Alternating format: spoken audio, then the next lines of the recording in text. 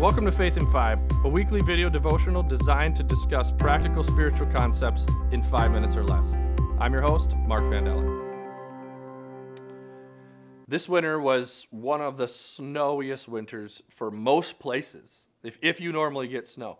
The thing about this winter is the snow didn't come all in the entire winter, right? It came in 1 month. And I was talking to one of my friends who drove in a storm with his family, and he said he had this little car that flew past him. And he said there was just something inside of him. He looked over at his wife and he said, that person's going to be in the ditch ahead. And he said, sure enough, we pulled up. They were in the ditch. I helped them out. We got on our way. They've pulled in behind us. And a little bit down the road, person flew past us again. And he said, I'm not helping them out again. If they go in the ditch again, they deserve it. I don't necessarily disagree. We like karma, right? We like cause and effect. And there are some things in our lives where this makes a ton of sense. In the Bible, it talks about reaping and sowing. And it makes sense. If I want a field of crops, I would have to plant something. There is cause and effect in some of that. And there is kind of at least an idea, of some sort of karma that you get what you deserve. Problem is we like it when it adds up to good for us. We don't like it when it adds up to bad for us. And we kind of like it when it adds up for bad for others, right? When the car goes in the ditch. See, we treat our faith like it's an if-then statement. Now, there are places in our lives where that makes sense, but it doesn't apply in all circumstances. See, we are in the middle of our series called More Than You Can Handle, which is based on Nate Pyle's book, where he talks about how we in our faith circumstances, our life circumstances, and how do we map faith onto it, rather than looking for the simple equation that helps us understand and do life in a safe, comfortable way. He says in his book, he says that grace and karma do not work together. The unique part about it, if I want crops, yes, I should plant them. You have a higher likelihood of getting a yield if you plant. But when it comes to our salvation, when it comes to our life and the ultimate, we don't get what we deserve. We get grace. And there are some places where the karma plays out, and there's some places where grace plays out, and I don't have it all figured out, and I don't exactly know what places are which. But I do know that in my faith, I lean on the comfort that God is bigger than my skill, my ability, my effort. I also lean on the fact that God is bigger than my pain and my suffering. And that no matter which I experience, success or failure, that God goes with me. Nate reminds us that God is Emmanuel, which means God is with us. He goes with us.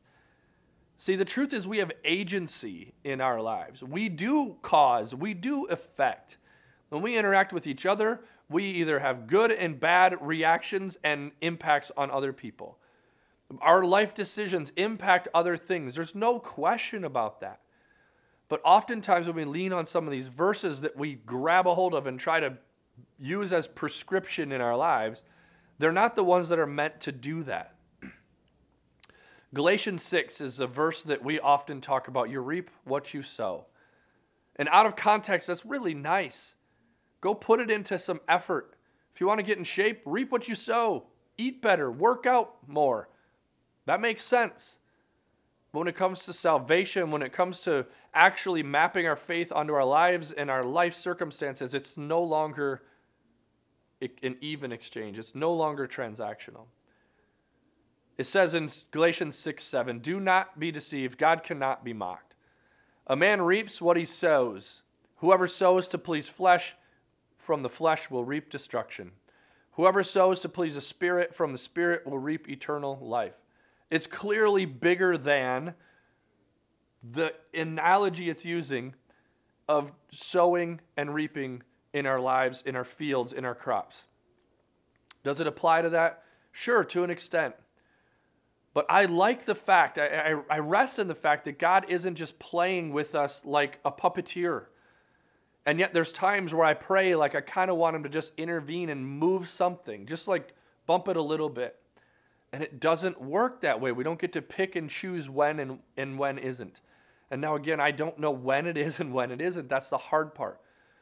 But instead of asking those questions about what God will do and when he shows up and gives me exactly what I want and when he doesn't, and am I being punished, instead think about God with us.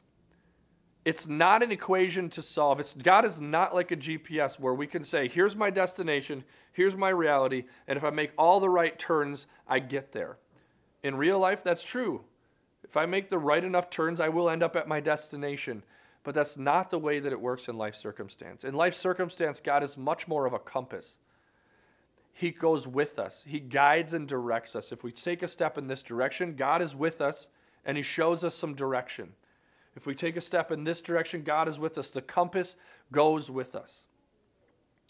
So let's shift our perspective. When we have bigger dreams and goals, we want to go someplace and it's more than what we have, God goes with us. When we don't have everything that we want and we're way down here, God is with us. There are times where in our lives we have more than we can handle. And in those moments, we should pull out our compass and realize that God is with us, directing us, guiding us, but we have agency. We do impact. We do affect. Galatians 6 goes on to say, consider the people you interact with, the people you engage with. Let's not become weary of doing good. But let's, when we have the opportunity, let us do good to all people. It talks about even in the midst of our circumstances, in the midst of other people's circumstances. Bring God with us. Go with God and bring God with us. This week as you live out your faith, look for the places that you can bring God. Pull the compass out and don't look for GPS transactional opportunities. Look for a relationship that's give and take with God, because grace and karma do not work together.